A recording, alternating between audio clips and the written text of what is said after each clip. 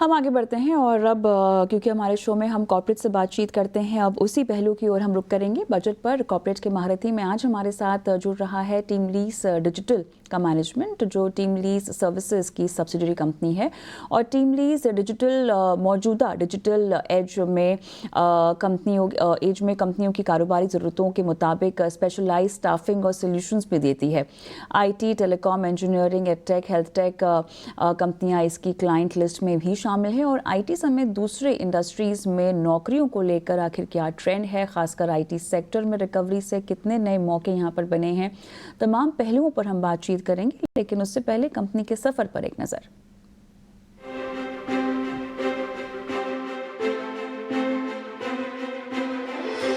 Technology के तेजी से विकास और उसमें होने वाले लगातार बदलाव से स्किल्ड प्रोफेशनल्स की मांग भी तेजी से बढ़ रही है, जिन्हें किसी भी स्पेशल टेक्नोलॉजी प्रोजेक्ट में तुरंत तैनात किया जा सके।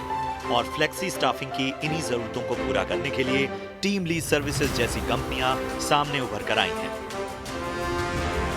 2000 में बनी कंपनी भारत में जॉब सिनेरियो में हो रहे स्ट्रक्चरल चेंज में सबसे आगे है। फ्लेक्सी स्टाफिंग इंडस्ट्री में करीब 20 से ज्यादा सालों के लगातार ट्रैक रिकॉर्ड के साथ लीडिंग कंपनियों में से एक है। टीम लीज सर्विसेज की subsidiary company team lease digital मौजूदा डिजिटल एज में कंपनियों को कारोबारी जरूरतों के मुताबिक सही टैलेंट मुहैया कराने का काम करती है। कंपनी कई इंडस्ट्री को स्पेशलाइज स्टाफिंग और सॉल्यूशंस देती है। इनमें IT, telecom, engineering, edtech, health take, finance और अकाउंटिंग समेत गेमिंग इंडस्ट्री शामिल है। टीम लीज डिजिटल अब तक 80,000 से ज्यादा प्रोफेशनल्स की हायरिंग कर चुकी है।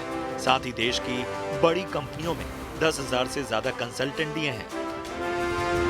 आईटी इंफ्रा में बेहतर स्टाफिंग मैनेजमेंट में प्रोडक्टिविटी में बेहतरी आई है। रिपोर्ट के मुताबिक आईटी जॉब इंडेक्स में रिकवरी की उम्मीद बढ़ी है। इस सेक्टर की ग्रोथ के आउटलुक समेत नौकरियों पर एआई के असर और दूसरे सेक्टर में जॉब से बेहतर ग्रोथ की उम्मीद है। इन तमाम मुद्दों पर चर्चा के लिए हमारे साथ जुड़ गया है टीम लीज डिजिटल का मैनेजमेंट।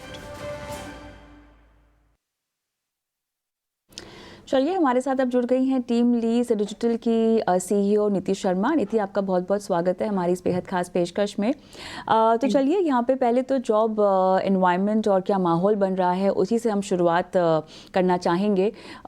इस साल की शुरुआत, कैलेंडर ईयर की शुरुआत अगर हम देखें उसके मुकाबले अब तक, क्योंकि यहाँ पर 6 महीने गुजर चुके हैं, कितना बदलाव आया है। कुछ डेटा जैसे कि नौकरीज जॉब इंडेक्स अगर उसकी बात करें तो वो कह रहे हैं कि आईटी सेक्टर में कुछ यहाँ पे रिकवरी आती हुई दिखाई दे रही है। आपका मत इस पर क्या होगा? और विस्तार से आईटी सेक्टर पर भी हम बात करेंगे, लेकिन फिलहाल माहौल बताइएगा, आपके नज़रिए में कितना बदला है, कितना सुधरा है? जी, थैंक यू कविता। एक्चुअली जो लास्ट ईयर जो हमने ले ऑफ्स देखे थे, मेरे ख्याल से ज्यादातर कंपनियों ने जितने भी बेंच स्ट्रेंथ थी, जितने भी एडिशनल वर्कफोर्स था, वो ले ऑफ सारा हो गया था। तो जनवरी फरवरी से जो हम देख रहे हैं कि अभी वो ले ऑफ की जो नंबर्स हैं वो एक्चुअली काफी कम है। जो भी हो रहा है वो इसी चक्कर में हो रहा है कि या तो परफॉर्मेंस में प्रॉब्लम है या स्किल मिसमैच है। तो वो एक चीज बहुत अच्छी है आईटी इंडस्ट्री के लिए। दूसरी एक चीज हम देख रहे हैं, जो हम टेक हायरिंग की बात करते हैं, कि सिर्फ आईटी सर्विसेज और प्रोडक्ट इंडस्ट्रीज हायर नहीं कर रही हैं, जीसीसीज और नॉन टेक इंडस्ट्रीज भी बहुत ज्यादा टेक वर्कफोर्स को हायर कर रही हैं, कॉन्ट्रैक्चुअल हो या परमानेंट तरीके से हो। वो नंबर्स भी काफी बढ़ रहे हैं। महीने पे महीने हम देख रहे हैं कि ग्रोथ हो रही है। नए जीसीसीज आ रहे हैं हमारे कंट्री में, हर दिन एक नया जीसीसी सेटअप हो रहा है, वो बहुत अच्छी चीज है। इसका मतलब यही हो रहा है कि जो एब्सोल्यूट नंबर्स हैं जॉब्स के आईटी में, वो बढ़ रहे हैं। हाँ, फ्रेशर्स को लेके थोड़ा प्रॉब्लम है, क्योंकि अभी वो फ्रेशर्स के लिए उतना खुल नहीं रहा है मार्केट। लेकिन लैटरल्स के लिए जो स्किल्ड वर्कफोर्स है, उनके लिए मार्केट लास्ट ईयर से बहुत ज्यादा अच्छा है।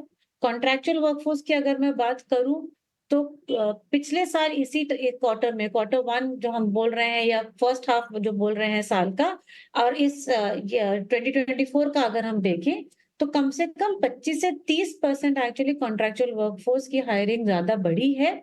और ये मेरे हिसाब से बहुत ही अच्छा साइन होता है इंडस्ट्री में, क्योंकि अगर कॉन्ट्रैक्चुअल वर्कफोर्स बढ़ेगा तो परमानेंट और स्किल्ड वर्कफोर्स के भी बढ़ने के चांसेस बहुत ज्यादा होते हैं आगे।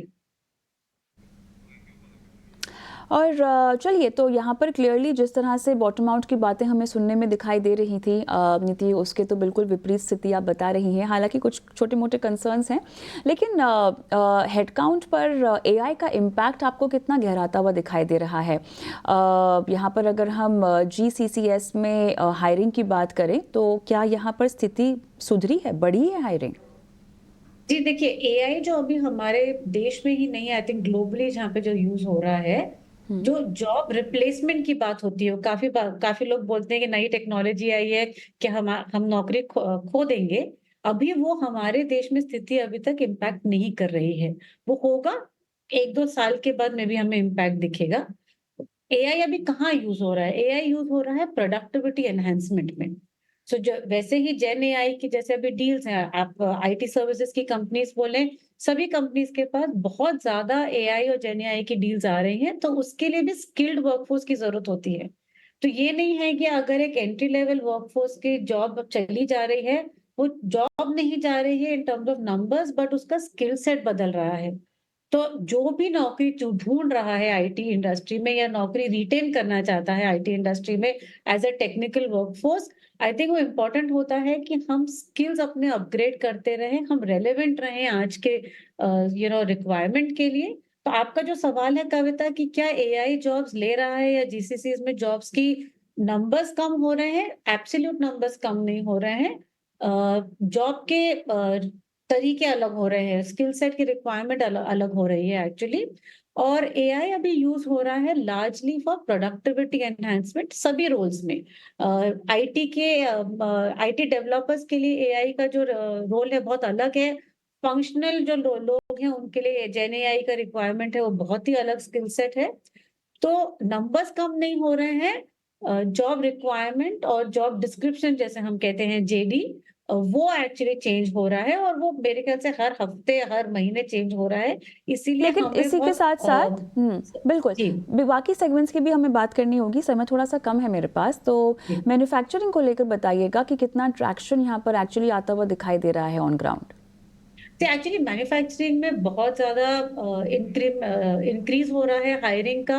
Entry level workforce, technical workforce सभी जगह पे, क्योंकि जैसे मैंने कहा शुरू में कि नॉन टेक इंडस्ट्रीज भी टेक्निकल वर्कफोर्स हायर कर रही हैं और नॉन टेक्निकल वर्कफोर्स भी हायर कर रही हैं। अभी आप सेमीकंडक्टर इंडस्ट्री देख लीजिए, आप बेसिक मैन्युफैक्चरिंग टेलीकॉम इंडस्ट्री देख लीजिए, हर जगह पे एक्चुअली बहुत ज्यादा मैन्युफैक्चरिंग की हायरिंग बढ़ रही है धीरे धीरे। पिछले साल जो हमने कमी देखी थी वो इस साल मैन्युफैक्चरिंग, रिटेल है, एफएमसीजी है, इन सभी सेक्टर्स में ग्रोथ दिख रही है हमें हायरिंग की। चलिए निधि, बहुत बहुत धन्यवाद, आपने समय निकाला और इतने विस्तार से तमाम सवालों के जवाब भी दिए हैं।